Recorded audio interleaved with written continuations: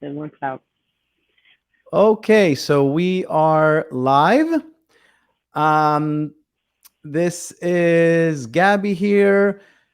Welcome to this week conversation about security awareness. I'm really excited to speak with Nandita. She is going to be talking about building a security awareness ambassador program. It's a topic that I find very very interesting, and I think it's very very important. Employees will probably complete security awareness training if they are forced, but I believe it's much better to get their buy-in and get them engaging on an ongoing basis. And I believe that security awareness ambassador program can really help with that. So thank you very much for joining us today and speaking with us. Let's start, please, with introducing yourselves, and then we can go from there. Okay, great. Thanks, Gabby. So this is a really great topic, and it's been coming up a lot more and more lately. So I started out my career in as a software developer, did that for 10 or so years, and then I transitioned into security training for developers. And then as incidents were on the rise and companies started recognizing the need for educating general employees, I transitioned into that about 10 years ago. And one of the things that I found was that just giving information gets people to read it, maybe.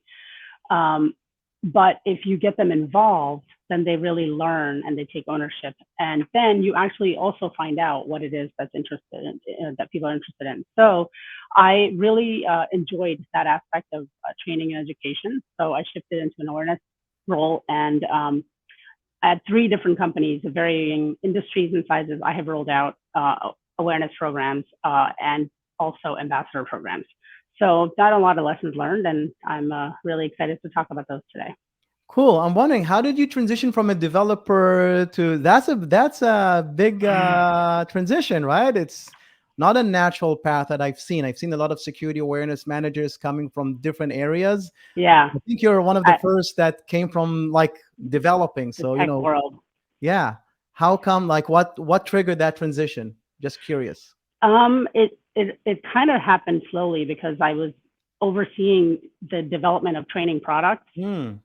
and then as a developer, you always have to think about the user experience and what users are getting intuitively out of the system. And so building the training and the interfaces and learning the content was fascinating. And then I kind of kept finding myself getting pulled into the role of help people understand. And I think that naturally I was good at explaining technology.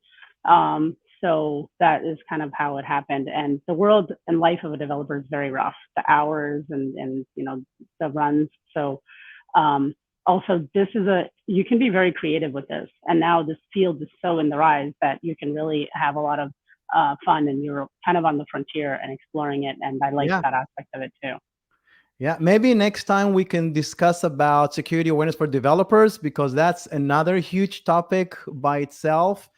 I think there is a big need for developers to learn how to develop secure from the get-go, and Yeah. yeah, not Yeah. as an afterthought. I think there is a lot of things we can do there in order to help, and I think it's also makes developers better. If when you develop secure, you basically become a better developer, in my opinion. But again, that's another topic. Like, we can spend like a half an hour talking just about that. So why don't you start with explain to people what's the difference between a security awareness ambassador program versus a security awareness, the traditional security awareness training. So the traditional awareness training is just one way. You create the content and you give it to them in whatever, whether you're doing regulatory and compliance annual training that everybody has to do, or whether you're doing, updates and posts and communications and, the traditional posters and infographics. Ambassadors become part of your awareness program. So you take employees and you find ones that are interested in this topic. And, it's a really exciting topic, cybersecurity. So you find a lot of employees are interested in it. and you capitalize on their interest and make them become your mouthpieces to the rest of the organization. And so where awareness training is just kind of a passive push methodology, the ambassador program is a pull, and you're getting them to come to you for information. You're getting them to come to you for topics and specific relevance. And with security awareness training, it's very general. You know, you do kind of general topics. With ambassador programs, you can really focus on, you know, a group comes to you from finance, and you can focus on the topics that are very specific to finance that happen to them more than to anyone else. So they need to be much more acutely aware of social engineering tactics, you know, much more differently than your average employee. So you can really become much more specific with ambassador programs with content. You get a lot better improvement in human risk behavior with ambassador programs. You make them part of your security posture. So I think, you know, another key thing that you said that I relate to very much is people see, a lot of times, unfortunately, people see security awareness as like a chore. And I think, you know, it's really interesting. You said it's interesting. And I, you know, beyond dealing with this topic, I think it's something that everyone, it applies to everyone, right? It helps with our well-being in general, outside work. So I think there's a huge benefit for educating yourself about this on a personal level.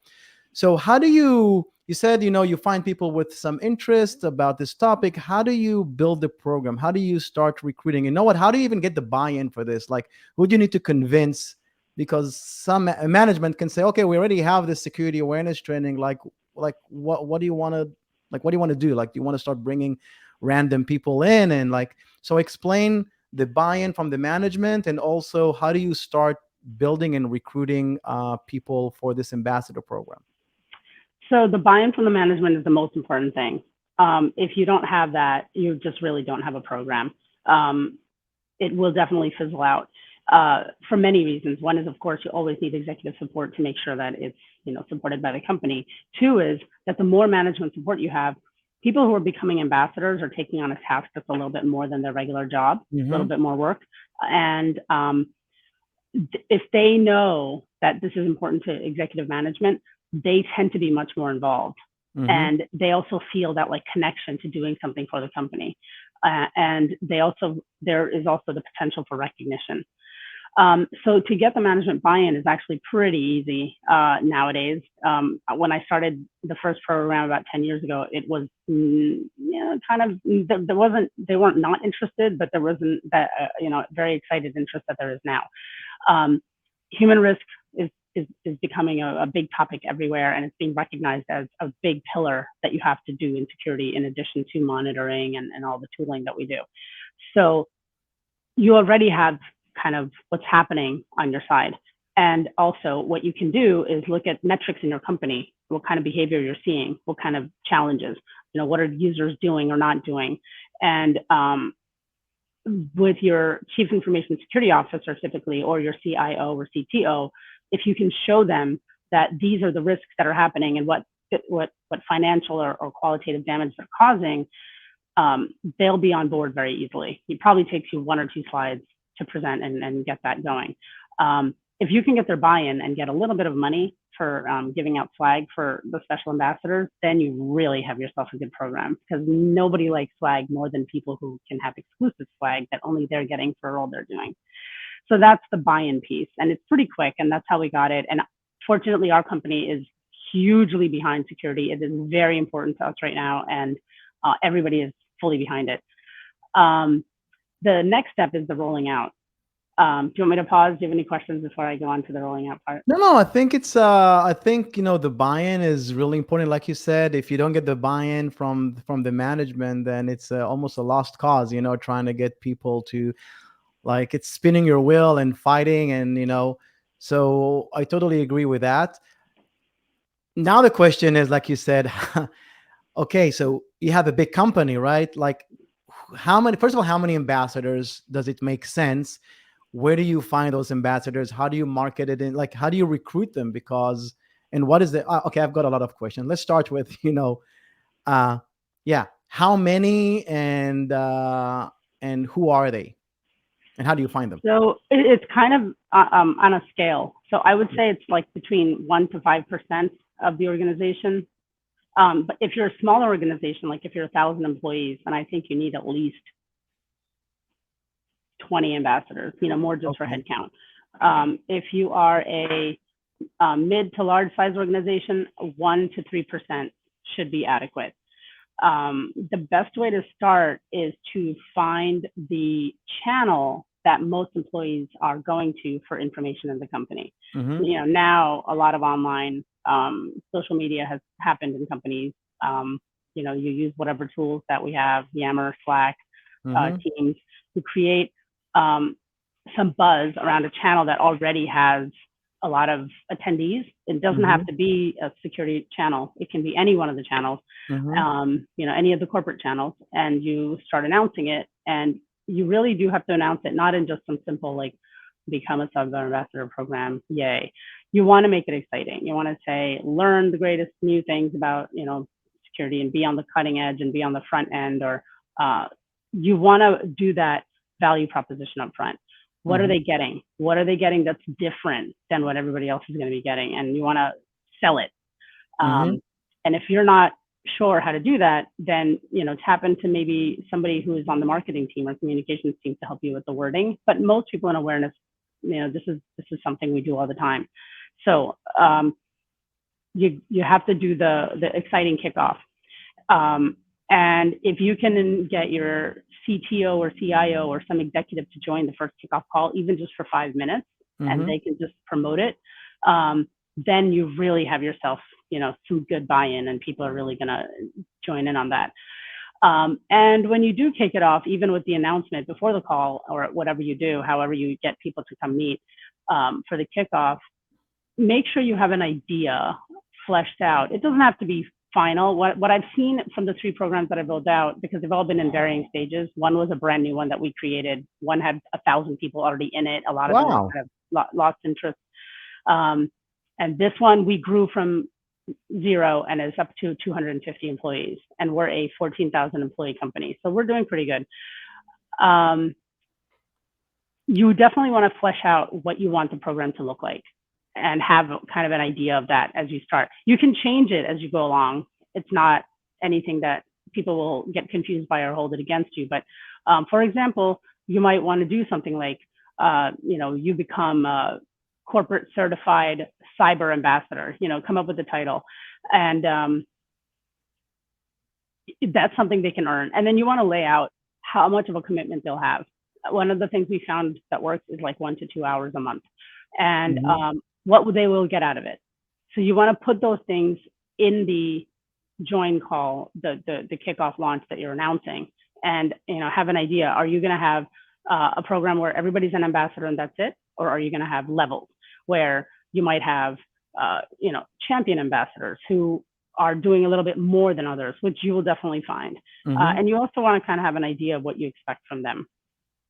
Is everyone accepted, or is there any barrier to entry, or like, is it exclusive? So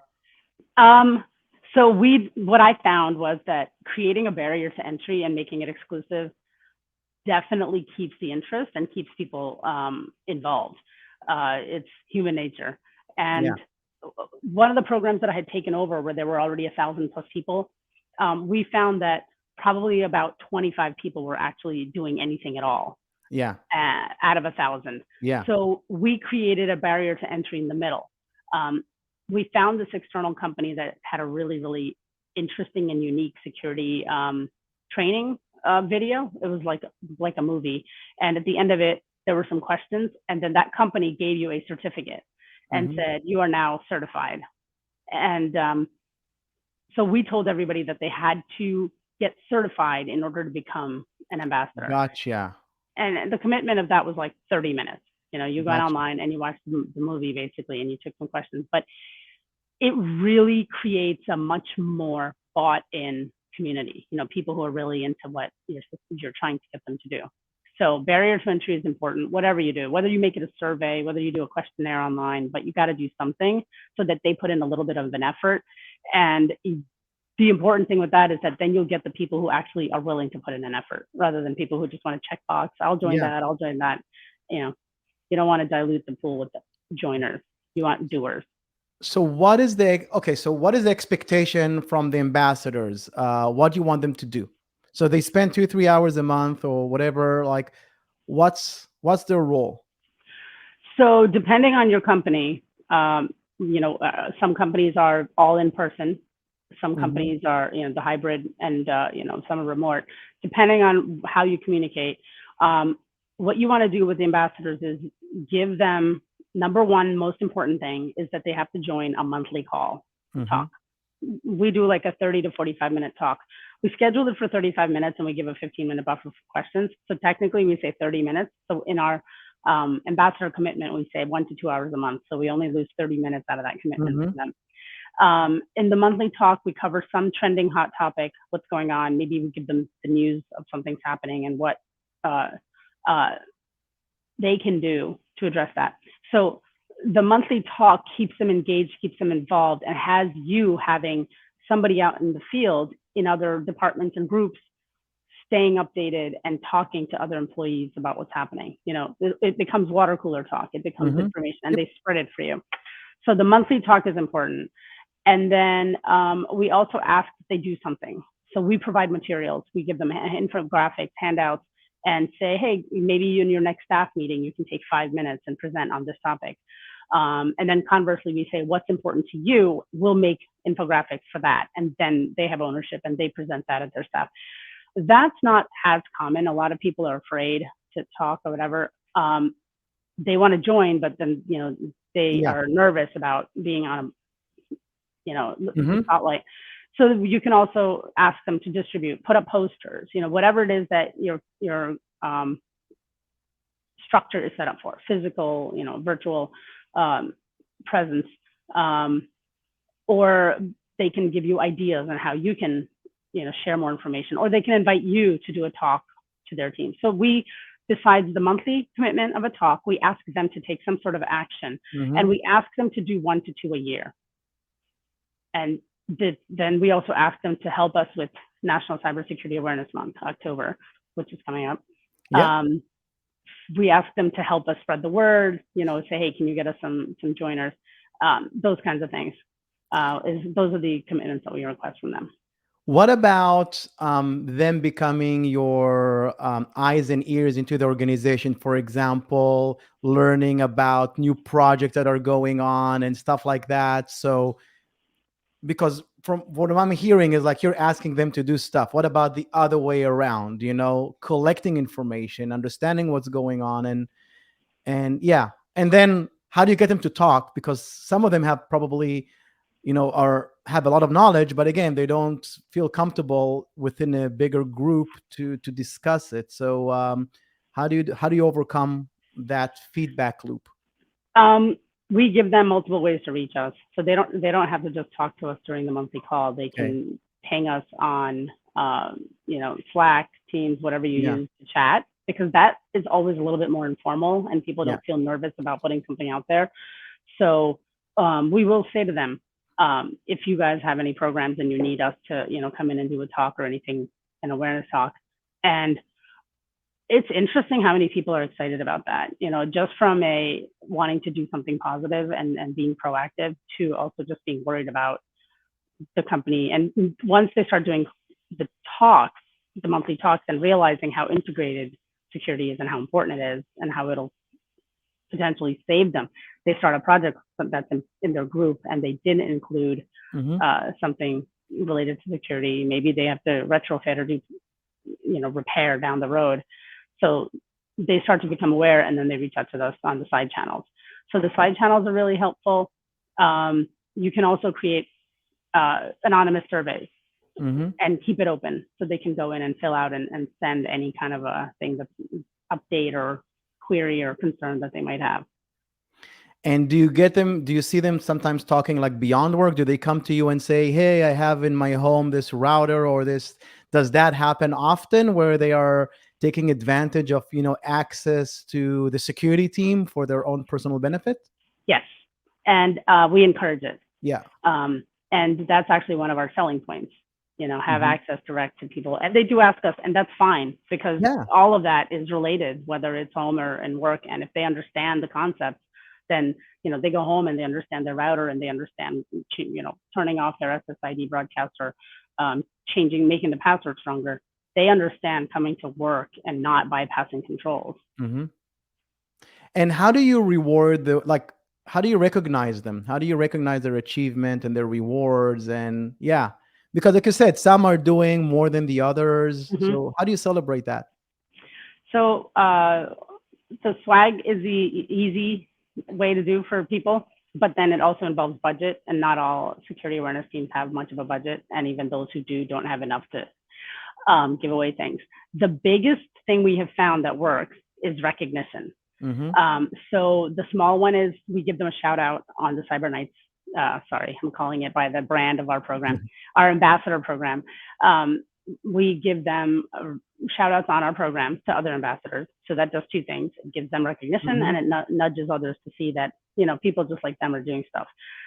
We have a very active awareness channel in the company, and we use that to recognize and call them out. And we also, I mentioned this in the beginning, so when you lay out your program, you have to decide how you want it to be. What we have discovered is that tiers work, right? Your super ambassadors. So we started a thing, we're going to be doing it this year, hopefully, is at the annual town hall, we're going to have the CEO call out our Nice. top ambassadors. Yeah. And that does so many things. One, it's free. You're not buying flag, and you're not, looking for budget. Two, which is more important, like the free is just a silly side thing, but it becomes important for us. It shows that the executives are very much interested and supporting of cyber. So it gives them an opportunity to mention security on an annual call, and it gives them an opportunity to call out employees that are taking it seriously. So then it encourages others to, do it even more, because now they're saying, hey, this is somebody getting attention. What about me? So your awareness channel shout outs, call shout outs, executive shout outs. Gotcha. If you can't do the corporate town hall, you can definitely do your departmental town halls and, whatever. So town hall shout outs are great. They're really great tools to leverage. So you mentioned something, the Cyber Nice, which you mentioned about branding the program. So I think that's also very important. It helps to connect people to the cause. So if you can talk a little bit about, what does it mean branding your security awareness program or ambassador program? And second, do you get help from the marketing team? In general, who is involved in this security awareness ambassador? Who are the people? Who are the core team that is helping to run this program? So the ideas, you can definitely get them if you can create, which generally in awareness you do have to create a good relationship and a bond with your communications teams. The corporate communications teams are really, really well versed in these kinds of ideas, and they can help you not just in the marketing idea, but also in the how to get the word out idea. So we definitely leverage them a lot for ideas. They come up with stuff all the time, and really make our program next level. Branding, we kind of copy the corporate brand, the corporate ideas, and the company itself has many different. In general, all companies have different programs that they do, whether it's corporate social responsibility and outward giving, and all the different programs have names. So this one absolutely has to have a name, and you can have a little bit of fun with it, because it is basically. Do you have like an avatar or something? Do you have like a logo or something for the program? Yeah. Everybody wants logos for everything. Yeah. So we have the logo, and we have the avatar, and that also can factor into the swag. Yeah. So it can factor into your ambassadors are putting up posters, or they're giving out handouts, and you put it on there, and then it becomes a point of, hey, what's this? Oh, is this a different group? Is this a team? Can I join? Gotcha. So it becomes more marketing and more spreading the word forward. Gotcha. But yeah, so I think corporate communications is probably going to be your best channel. But if you have access to the marketing team, then can't hurt to ask them. Also, there is a forum that a lot of security awareness practitioners joined. It is on the SANS forum. And there's an actual awareness forum, and ambassador questions come up there all the time. And people are always sharing their ideas for how they do stuff. So that's just an ongoing place to get those kinds of ideas. Highly recommend. Cool. A few more questions. I know we're running out of time, but I can go on for a long time. So I'll just keep it to probably two more questions. First, is it the person in your case, is it a full-time job? Is it part-time? Like, how much time do you put into running specifically the ambassador program from, It's definitely not a full-time job to run it. So upfront, when we first kicked it off, that's when we took the most amount of time to put together the presentation, to hash out what it means to be an ambassador, what the commitment is, and what the layers are.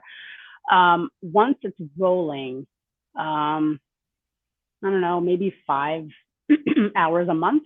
Okay. 5, tops is schedule the monthly talks,